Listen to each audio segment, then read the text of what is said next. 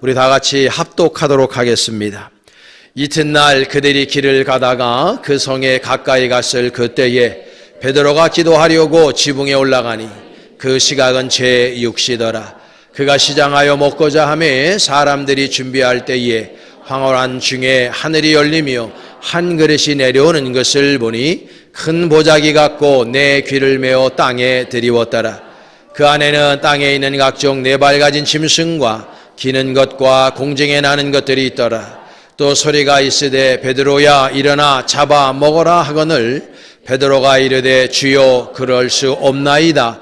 속되고 깨끗하지 아니한 것을 내가 결코 먹지 아니하였나이다 한데 또 두 번째 소리가 있으되 하나님께서 깨끗하게 하신 것을 내가 속되다 하지 말라 하더라. 이런 일이 세 번 있은 후 그 그릇이 곧 하늘로 올려져 가니라. 아멘. 이것은 내 성경입니다. 성경은 내가 누구인지 무엇을 가졌는지 무엇을 알 수 있는지를 알려줍니다. 오늘 하나님의 말씀을 배웁니다. 이 시간 담대히 선포합니다. 내 마음은 깨어있고 내 심장은 열려 있습니다. 나는 변화될 것입니다. 나는 변화될 것입니다. 나는 변화될 것입니다. 예수님의 이름으로 기도합니다. 아멘. 네, 자리에 앉으시기 바랍니다. 우리 주변 분들 옆에 있는 분 서로 인사 한번 하겠습니다. 참 대단하십니다. 참 잘 오셨습니다. 할렐루야. 네. 자, 한 번 더 우리 인사하겠습니다. 우리 성도님 얼굴 뵈니까 예수님 얼굴 뵙는 것처럼 기쁩니다. 한번 인사하겠습니다.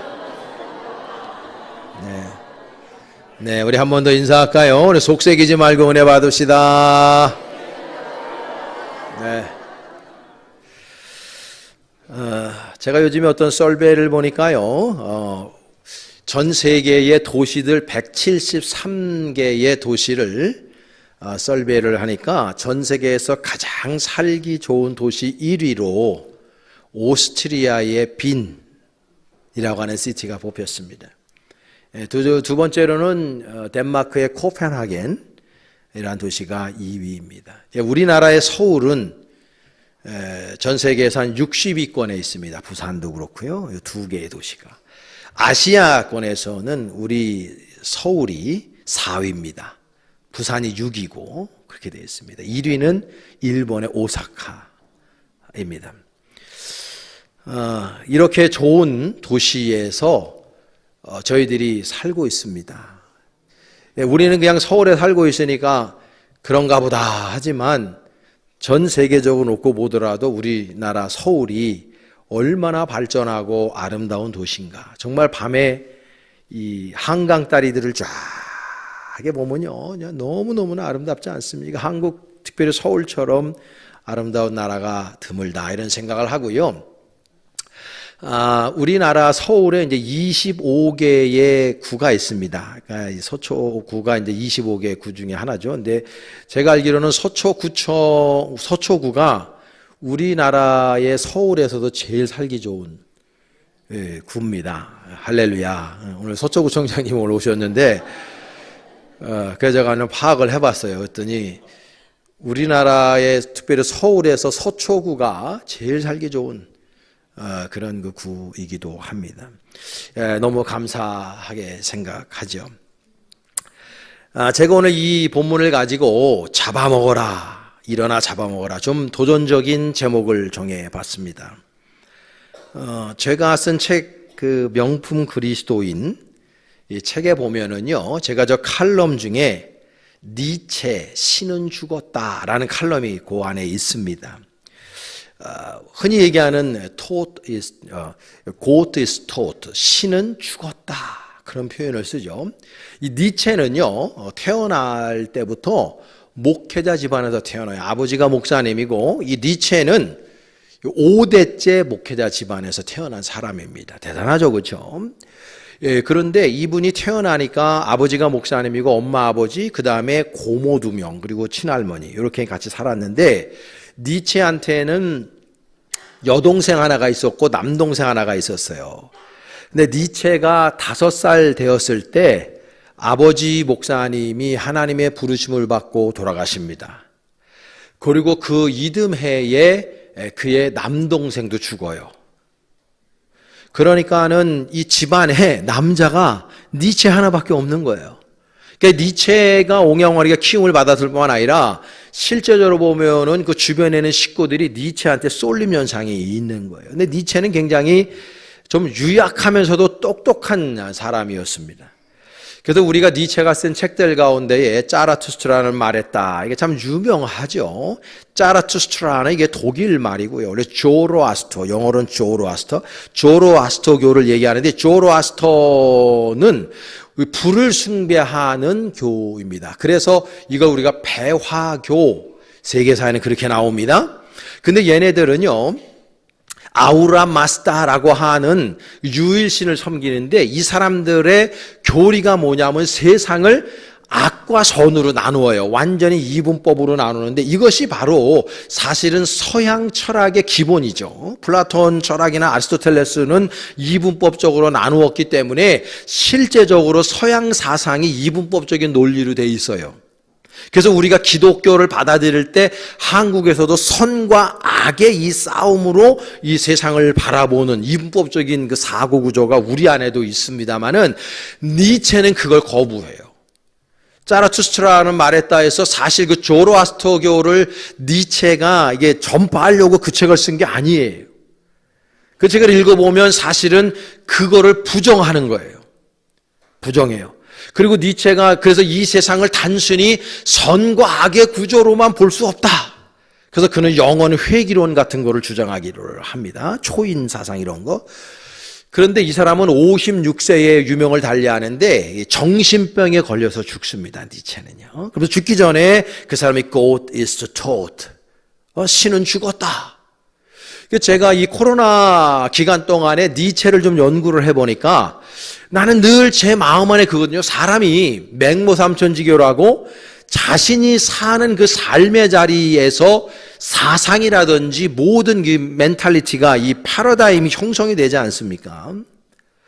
근데 5대째의 그리스도인, 그것도 목회자 집안에서 태어나서 성장한 그 가문 출신인데 이 사람이 고트이스 토트라고 이렇게 선언할 정도가 됐다면 제가 의심 생긴 게 뭐냐면 이 사람 진짜 하나님을 믿지 않은 사람인가?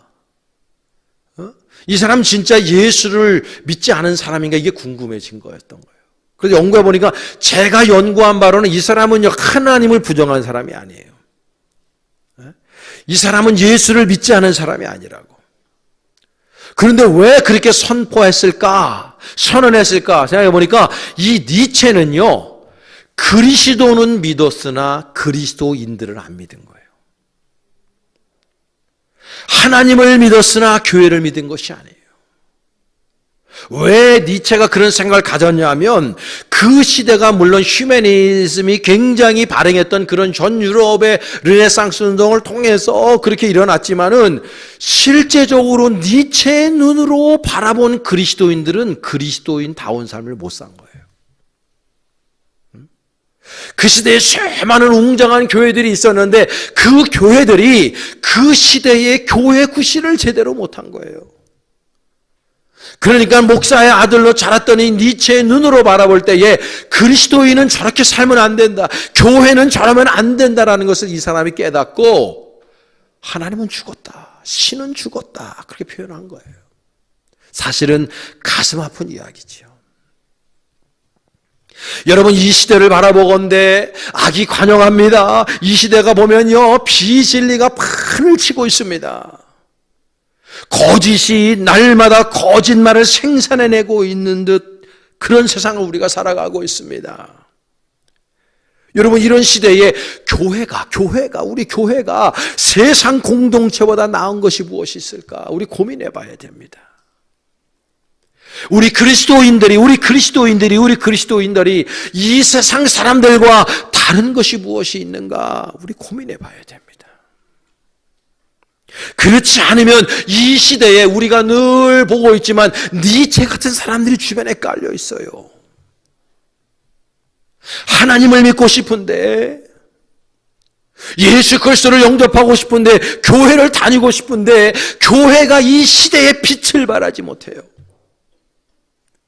교회 다니고 싶은데 그리스도인들의 삶이 믿지 않는 불신자들과 별 다를 것이 없이 사는 모습을 보고 사람들이 니체와 같이 신은 죽지 않았느냐, 교회는 다 죽었다라고 이야기하면서 교회를 조롱하고 멸시하고 손가락질하고 무시하는 사람들이 얼마나 많이 있는지 알 수가 없습니다. 그러므로 우리 사랑하는 성도 여러분, 정말 우리가 이 시대를 살아갈 때에, 이 악유간영한 시대를 살아가는 우리 그리스도인들이 정말 그리스도인다운 삶을 살아가는 것이 하나님 아버지께서 우리들에게 가장 원하시는 지금 이 시대의 그리스도인들의 삶이 아닐까 생각해 보는 것입니다. 그 마음을 가지고 설교를 준비해 보았습니다. 오늘 본문은 우리가 너무나 잘 알고 있는 메시지죠. 이 고넬료와 베드로의 스토리에 관한 이 사도행전 10장이 참 유명합니다. 이 고넬료는 로마의 백부장이에요. 여러분, 백부장은 로마의 군인이고요. 그 밑으로 100명의 부하가 있기 때문에 그래요. 로마의 그 부대 편대가 그렇습니다. 그래서 1개 사단이 6개의 연대로 쫙 되어져 있죠. 그래서 실제적으로 1000부장이 있고 100부장이 있고 50부장이 있고 10부장이 있어요. 그 중에서도 이 100부장 정도 되면은 굉장한 권력자. 여러분, 그때 당시가 로마 시대 아닙니까? 로마가 세상을 다스렸던 시대가 1세기 때입니다. 그때 로마의 백부장이라고 하는 권세는 굉장히 큰 거예요. 근데 이 사람이 어떤 경위인지 몰라도 하나님을 믿어요.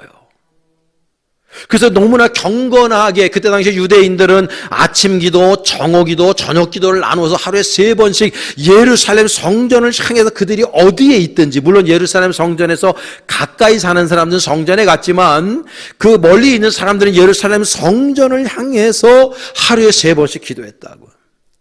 근데 이 로마 백부장인 고넬료가 그렇게 오후에 저녁 기도를 하고 있는데 하나님께서 환상 중에 고넬료를요 쫙 그에게 임해요. 그걸 쉐키나라 그래요. 쉐키나. 하나님께서 임재하시는 거예요. 그 임재하시고 난 다음에 하나님께 하시는 말씀이 뭐냐면, 지금 요빠가 지금 이스라엘에서 제일 아름다운 그 항구거든요. 거기가 아주 최고의 관광지이기도 합니다. 거기에 피장, 지금의 번역은 무두장이라, 이게 뭐냐면 우리 옛날 말로 배워줬잖아요. 백정이에요. 백정. 그래서 소 같은 거 잡아서 껍데기 벗겨가지고 그 살은 팔고요. 그 다음에 껍질 벗겨서 이렇게 신발도 만들고 그런 거 하는 걸 무두장이라 그래. 그 무두장이 시몬의 집에 지금 베드로가 있으니까 너가 그 베드로를 니네 집에 청하라라고 하는 하나님의 쉐키나 계시를 듣는다고. 그래서 그 자기의 집에 있던 종 2명하고 아주 자기처럼 신실한 부하 1명을 보내요. 베드로를 청하려고. 그 하루길로 그 가이사라에 있었다. 그때 당시에 로마의 군인들은 가이사라에 주둔하고 있었거든요. 가이사라에서 요빠로 보내서 오는 겁니다. 오는 그 사이에 베드로에게 어떤 일이 있었냐면, 베드로가 이제 시장하고 이제 점심을 기다리는 동안에 정오 기도를 하기 위해서 피장 시몬의 집에 그 지붕이 있거든요. 그 지붕에 올라가서 기도를 하는 가운데 잠깐 잠이 들어요. 피곤하니까. 이 사람이 사역을 많이 하다 보니까 피곤하니까 잠이 들었다고. 잠이 든 사이에 이 베드로도 하나님의 쉐키나 안으로 들어가는 거예요.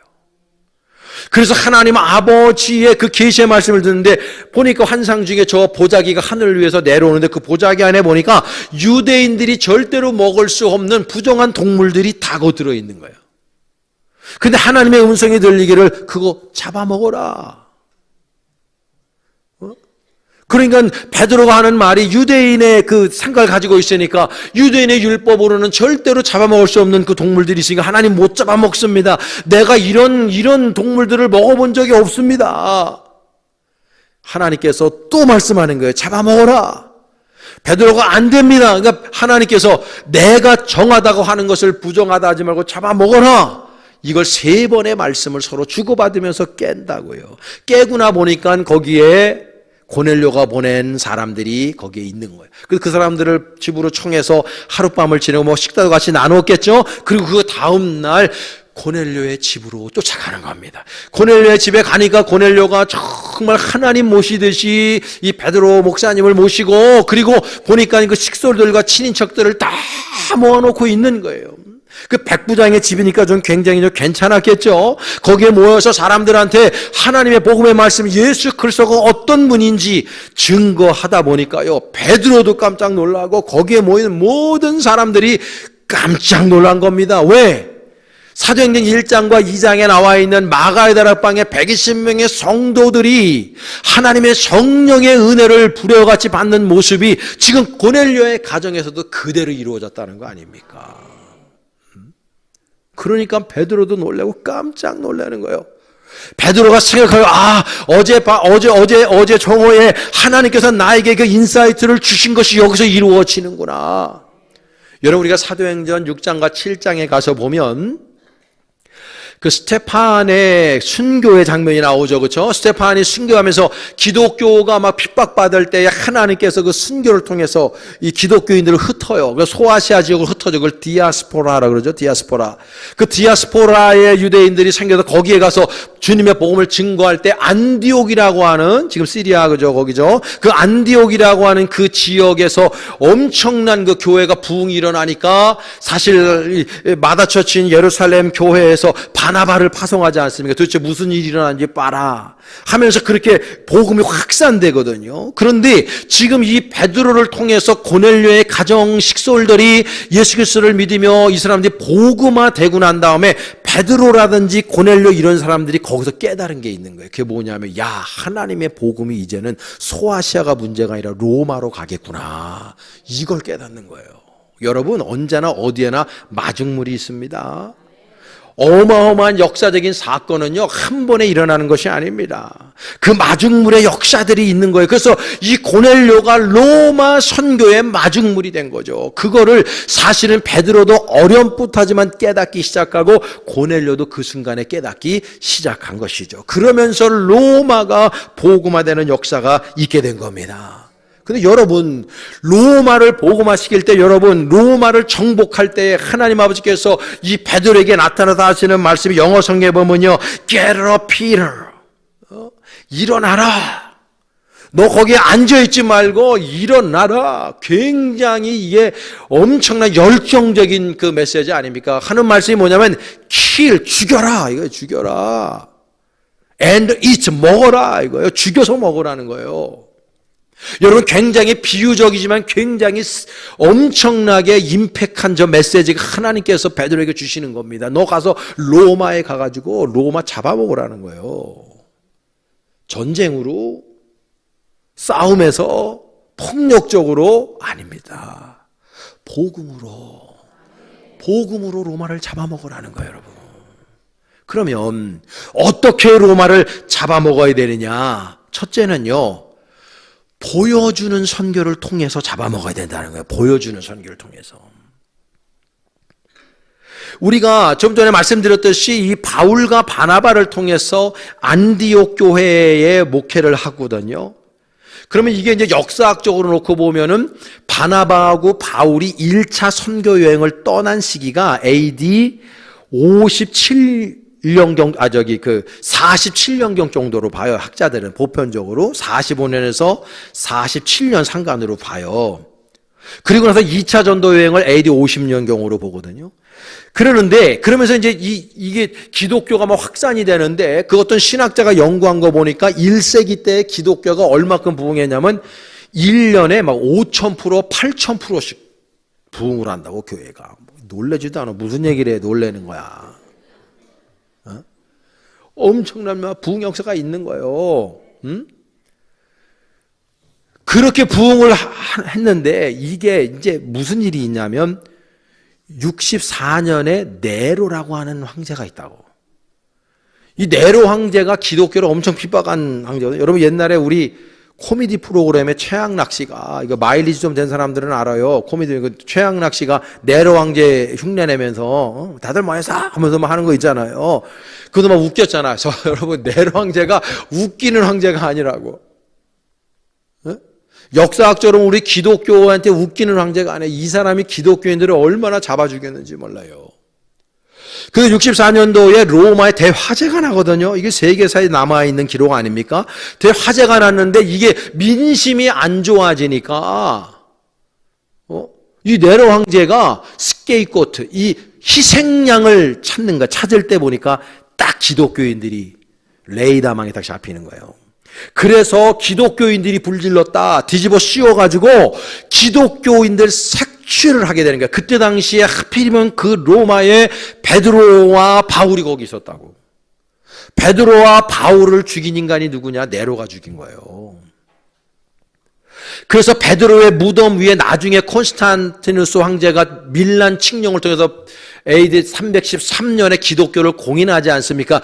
그때의 그 베드로의 무덤 위에 세운 게 지금 이탈리아의 성 베드로 성당인 거예요.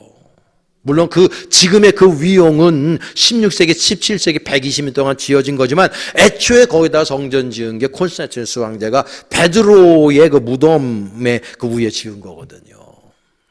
그때의 기독교를 핍박하고 엄청나게 죽인 사람이 네로였고 그 이후에 도미티안, 트라이안 황제 이런 사람들이 기독교를 어마어마하게 죽여가지고 그 300년 동안의 1세기서부터 그 4세기 300년 동안 기독교가 공인되기 전까지 기독교인들이 6천만 명이 죽었다고. 기록된 것만 6천만 명이 순교당해 죽었어요. 여러분 나치가 유대인들 600만 명 죽였는데 그보다 10배가 더 많아요. 우리나라 인구보다 더 많은 인구를 죽였단 말이에요. 밝혀진 것만. 그러니까 이 기독교를 말이죠, 우리가 복음을 증거할 수가 없는 시대가 된 거예요. 그 1세기 때에. 왜냐하면 내가 기독교인이 밝혀지거나 입을 열어서 예수가 그리스도가 되심의 복음을 증거할 수가 없는 거예요. 그런데 참 신기한 게 뭐냐면 그 1세기, 2세기, 3세기 때 복음을 증거할 수 없는 그 시대에 5,000%, 8,000%씩 1년에 기독교가 성장했다니까요. 왜? 어떻게? 도대체 어떻게? 그게 바로 보여주는 선교를 한 거예요. 보여주는 선교를. 말로 전하는 선교가 아니라 보여주는 선교를 했다. 기독교인들 어떻게?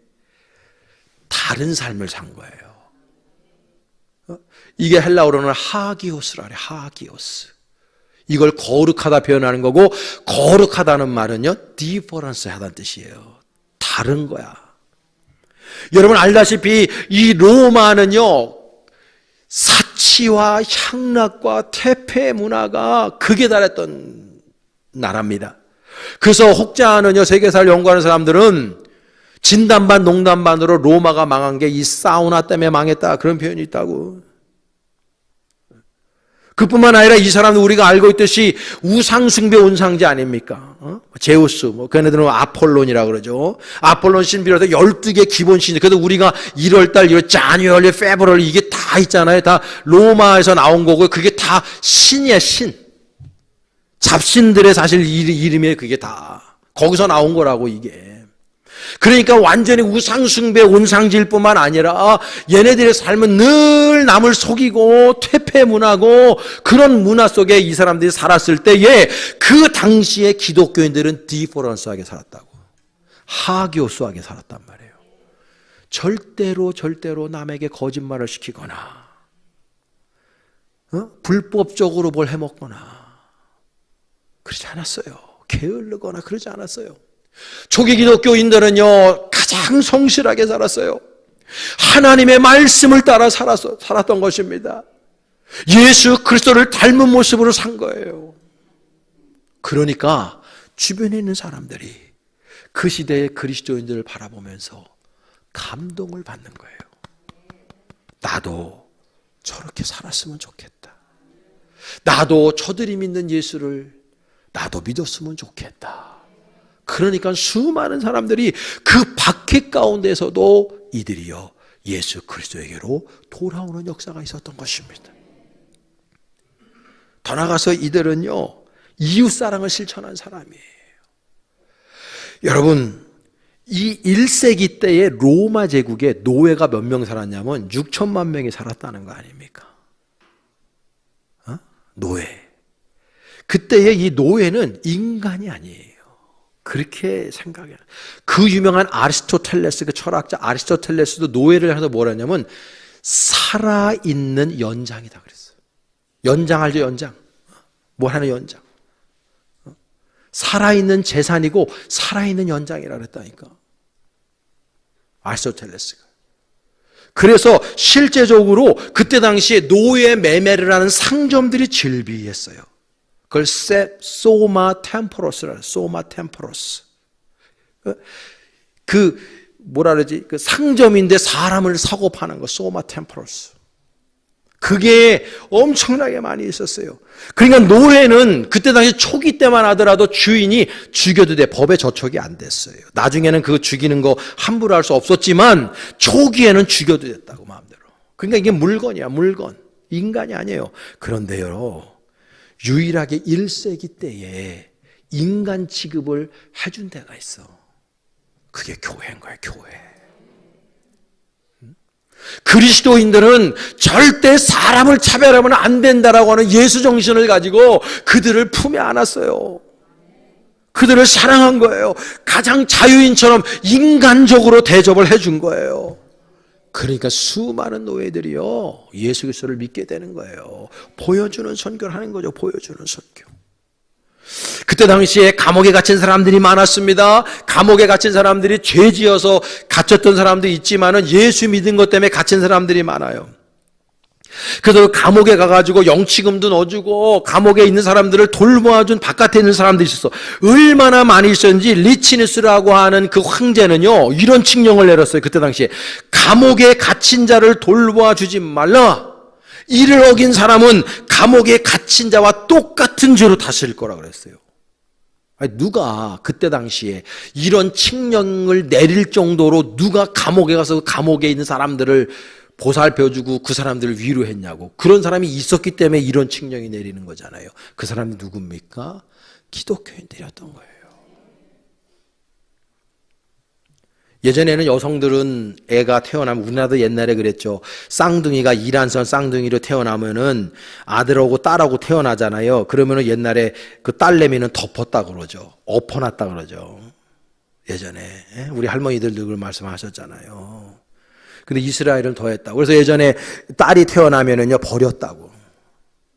그래서 독수리의 밥이 되고 일이 늑대의 밥이 되게 했다고요. 그럴 때 기독교인들이 차별하지 않고 그 딸내미들 지금식으로 입양을 해가지고 그 딸들을 키웠다는 거 아닙니까, 여러분? 그러면 여러분들이 엄마야, 딸을 낳았어, 그걸 버렸어. 그러면 항상 범죄한 사람은 그 장소에 또 가보게 돼 있어요. 볼 거 아니야. 마치 모세를 버린 나일강을 버렸을 때에 어떻게 되나 봐라, 너희 미리암을 보낸 것처럼. 근데 누가 가져가네? 보니까 기독교인이에요. 그러면은 여러분들이 부모된 입장에서 교회를 다니고 싶을까, 안 다니고 싶을까? 그렇게 전도한 거예요. 삶으로 보여주는 설교. 두 번째로는요, 죽음을 초월한 신앙생활을 함으로 기독교가 부흥하는 역사가 있었던 거예요. 제가 아까 말씀드렸듯이 콘스탄티누스 황제가 313년에 기독교를 공인하기 전까지 3세기 300년 동안의 어마어마한 핍박을 받으면서도 기독교가 부흥했던 것이 보여주는 선교뿐만 아니라 죽음을 초월한 신앙을 가지고 있었던 사람들. 여러분, 우리가 알고 있듯이 1세기 때에 마가의 다락방에 120명의 성도들이 성령의 충만함을 받아서, 이 충만한 플렐로마, 충만하다는 거는요, 다른 것이 없는 거예요. 그러니까 성령으로 가득가득 채워진 거예요. 그러니까 인간적인 생각과 인간적인 욕심이 다 사라지겠죠, 그렇죠? 그게 이 사람들은요, 죽음이 두렵지 않아요.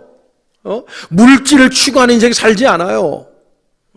이 사람들은 세상의 어떤 육신의 정욕, 안목의 정욕, 이상의 자랑, 이런 거에 연연하며 사는 사람들이 아니에요. 왜? 죽음을 초월했는데 하나님의 성령으로 충만하고 은혜가 충만하니까 이들의 삶은 디퍼런스한 삶을 살 수밖에 없었던 거예요. 그리고 무엇보다도 인간을 가장 두렵게 하는 게 뭡니까, 여러분? 죽음 아닙니까? 근데 초기 이 기독교인들은 죽음을 두려워하지 않고 죽음을 초월한 사람이었다는 거죠. 여러분, 그때 당시에 고문할 수 있는 많은 것들을, 방법들을 발견해냈죠. 단두대 같은 거, 사람 목을. 그래서 이 바울 같은 분도 네로에서 목이 잘려 죽었지 않습니까? 베드로는 십자가에 거꾸로 돌아가셨지만, 그래서 거기에 베드로가 목이 잘리고 나서 땅에 3번 닿았을 때 거기서 샘이 나온 거, 트레폰타나, 지금 그 이탈리아의 트레폰타나 기념교회가 있지 않습니까? 그뿐만 아닙니다. 이 십자가형은 인간이 인간에게 저지를 수 있는 가장 최고의 가장 악한 형틀이죠. 이 피를 쏟아서 말려 죽이는 거잖아요. 그리고 그 있는 동안 십자가 있는 동안에 그 독수리 가서 눈 파먹고 막 이렇게 하는 거거든요. 그 화형 불태워 죽이고 맹수에게 먹이를 주죠. 그리고 이런 것도 있어요. 연구해 보니까요. 여성도가 잡히잖아요. 그러면 나체를 옷을 다 벗겨가지고 독사를 자루에 넣어요. 이만큼을. 그리고 독사가 우글우글 된 자루 안에 나체된 여성을 집어넣어버려요. 그리고 물에 던져버립니다. 그렇게 우리 기독교인들이 죽었다니까요. 순교당해서. 또 어떤 경우들은 이 처녀들은 사창굴로 던져버리고 산채로 소에 매달려가지고 다니게 해서 달아서 없어지게 만들어버리고, 여러분 이 네로 황제는요 우리 기독교인들을 새끼줄로 온몸을 빨개 벗겨가지고 감아요. 천 같은 걸로 감아서 기둥에 세워놓고요, 콜로세움에, 그 큰 콜로세움에 우리 기독교인들 거기다 석유 뿌려가지고 불 붙여서 우리 인육이 타는 거죠. 그리스도인들이 타는 그 가운데서 그 큰 콜로세움에서 스포츠 경기 즐긴 게 이 네로의 네로. 그렇게 우리 기독교인들이 죽어갔다고. 그분들의 마중물, 그분들의 피 뿌려짐, 순교가 지금 우리가 편안하게 예배드릴 수 있도록 해주신 거예요. 그래서 우리는요 사치를 부리고 있는 거예요. 그분들 앞에 늘 숙연해질 수밖에 없는 것이죠. 그러니까 하나님 아버지께서 그렇게 로마를 잡아먹고 있는 거예요. 여러분, 폭력이요? 아닙니다. 그리스도의 사랑으로 이 사람들은 죽어가면서 사자굴 속에 들어가서 맹수압에 잡아먹힐 때도요, 그때 당시 수기를 보면은요, 그 순교당하는 사람이 당당하게 개선장군처럼 먹이 앞으로 갔다는 거 아닙니까? 그래서 그때 당시에 그 사람들을 죽이는 사람들을 향해서 당신도 예수 믿어야 된다고 그 사람들을 미워하지 않았어요. 욕하지 않아서 오히려 사랑의 언어로 그들을 감쌌던 겁니다. 그래서 그 주변에 있는 모든 사람들이 기독교인을 해서 그때 당시에 유행했던 말이 기독교인들은 죽음을 초월한 사람들이다. 우리는 그들을 죽이지만 그들은 우리를 원망하지 않는 사람들이다. 이런 용어들이 그때 당시에 유행했다는 거 아닙니까, 여러분? 그러니까 자신들이 찔러 죽이면서도, 그리고 그거 죽는 모습을 보는 주변에 있는 사람들이 숙연해지는 거예요. 저 사람들의 무엇이 저 사람들을 저렇게 죽음도 두려워하지 않는 사람으로 만들었을까? 보니까 예수 정신, 그리스도를 향한 절대적인 믿음이 저들을 저렇게 만들었구나라는 것을 알게 되고 수많은 사람들이 기독교로 회개하기 시작하는 것입니다. 그 어마어마한 밖에 속에서도 기독교가 부흥했던 이유가 거기 있었던 거죠. 삶이 곧 썰먼, 삶이 곧 프리칭, 설교가 된 거예요. 설교가. 사랑하는 여러분, 우리 지금 21세기를 살아갑니다. 여러분, 우리는 21세기에 지금 그리스도인으로 살아갈 때 저와 여러분들은 다른 사람들에게, 믿지 않는 사람들에게 보여주는 선교사로 살아가고 있는지요? 우리 볼 때 제단이 이 지역 사회에 진정 아름답고 귀한 교회로 우뚝 서 있는지 우리 진지하게 생각해 볼 필요가 있는 것입니다. 향수 뿌려서 나는 냄새가 아니라 다른 사람들이 내 주변에 왔을 때 나로부터, 나의 언어와 나의 행동으로부터 예수의 향기를 맡을 수 있어야 된다는 거죠. 그리스도 예수의 편지로서 우리가 살아가야 된다는 거죠. 예수님께서 너희들 빛으로 살아라, 소금으로 살아라 말씀하셨듯이 우리가 우리의 삶 속에서 삶의 자리에서 빛으로 살고 소금으로 살아야 된다는 것이죠. 여러분, 주변에 있는 사람들을 아름답고 귀하게 이분들처럼 섬기며 살아야 되는 거예요. 섬기며 살아야 되는 거예요. 내가 설교 준비하면서 옛날 생각을 하나 했습니다. 우리 우면동 사람들은 양재를 양재라고 안 부르죠. 말죽거리라 부르죠. 그 말죽거리에 옛날에 이렇게 니어 꺼놓고 생선 장사하시는 아주머니 계셨는데, 그분이 저 어렸을 적에는 다라이라 그러죠. 다라이에다가 이렇게 생선을 이고지고 저 노량진 수산시장에서 그거 띄어다가, 그때 288 우리 우면동에서 저 말죽거리에서 다니는 게 있었어요. 그거 타고 갔다 오시고, 또 우면동 2시간에 한 대씩 있을 때 그거 이구지고, 그 옛날에는 그 어머니들이요 또 하나 또 업어, 애를 하나 또 애들 많이 낳아서 또 옆에 하나 또 손 잡어, 그리고 이구지고 다니는 거야. 이 여름에 얼마나, 또 겨울에 얼마나 추웠겠어요. 그러면 그 이구지고 우리 집에 오신다. 우리 생선을 좋아하시니까 어머니 아버지가 인천 분들이라 생선 많이 먹었거든요. 그러면 우리 집에 오시면 우리 어머니가요, 지금 그 양반 살았는지 우리 어머니랑 연배가 비슷해. 그러면 우리 어머니가 꼭 10번 오시면 7, 8번을 식사 대접을 하는 거야. 그분이 2시에 오든지 3시에 오든지 하여튼 간에 집에 밥이 있으면은요, 우리 어머니가 밥을 차려줬다고. 왜냐하면 우리 할머니, 우리 고모도 생선장사 옛날에 하셨거든. 그 생각을 하시면서 우리 어머니가 그분을 대접했다고, 그분을. 그러면 그분이 이제 뭐 이거 팔고 식사 대접을 받았으니까 감사하다고 그때 당시에 이제 보너스로 서비스를 준 게 갈치 하나 주고 하시고 그랬었어요. 그때 그럴 때 얘기하면서 자, 그분의 마음 안에 야, 예수 믿는 사람이 이렇구나 감동을 받은 거예요. 여러분, 그때 당시에 우면동에 진짜 토백이들은 그래도 논밭이 있어가지고 먹고 살 거 있었는데 외부에서 들어온 분들은 진짜 가난했어요. 똥꼬 찢어지게 가난했어요. 그래서 세 방에 세 방 살고 그랬다고, 여기가. 그럼 그분들이 어디 와요? 교회 온다고, 교회. 그러니까 우리 아버지 목회하실 때 진짜 가난했어요, 교회가. 우리 교회가 가난한 사람들이 얼마나 많이 있는지 몰라요. 그럼 우리 어머니가 사례비 받으면 토큰 바꿔가지고 하스권 바꿔가지고 토큰 주시고 하스권 애들 하스권 주고. 옛날에 성미했다고, 교회 들어올 때 성미.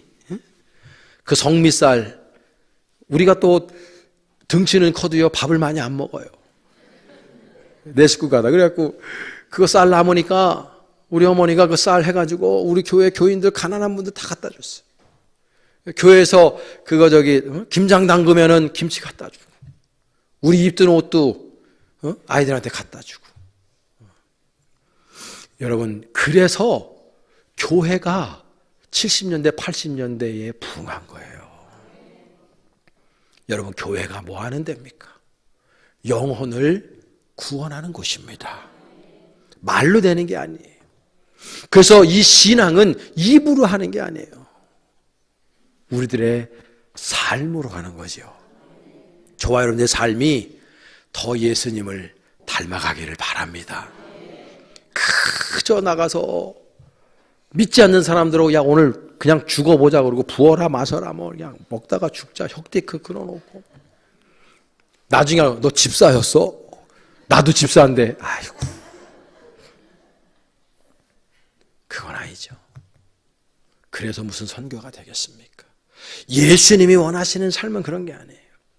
내어주고 베풀고 손해보고 용서하고 보듬어 주고 격려하고 위로하고, 그게 바로 그리스도인의 모습이어야 되고 우리 교회의 모습이어야 될 줄로 믿습니다.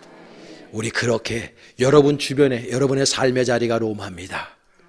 여러분의 가정이 로마고 여러분의 직장이 로마고 우리 서초구가 로마고 우리 대한민국이 로마인 줄로 믿습니다. 이 로마를 잡아먹으려면 어떻게 해야 되느냐? 폭력으로 억지로 안 됩니다. 예수님께서 가르치신 그 사랑으로, 그 복음으로 나아가서 본을 보임으로 말미암아 예수적 삶으로 말미암아 이 세상을 다 복음화시키는 저와 여러분 될 수 있기를 주님의 이름으로 간절히 축복합니다. 기도하겠습니다. 하나님 감사합니다. 오늘도 귀한 주의 백성들 하나님의 제단으로 발걸음 옮기게 하시고 말씀 가운데 서로 은혜 나눌 수 있도록 도와주셔서 감사합니다. 하나님, 우리에게 주신 복음으로 세상을 이기게 하여 주옵소서. 진정 그리스도인 다음은 삶을 우리 모두가 살아내게 하여 주시옵소서. 예수님의 이름으로 축복하며 기도했습니다. 아멘.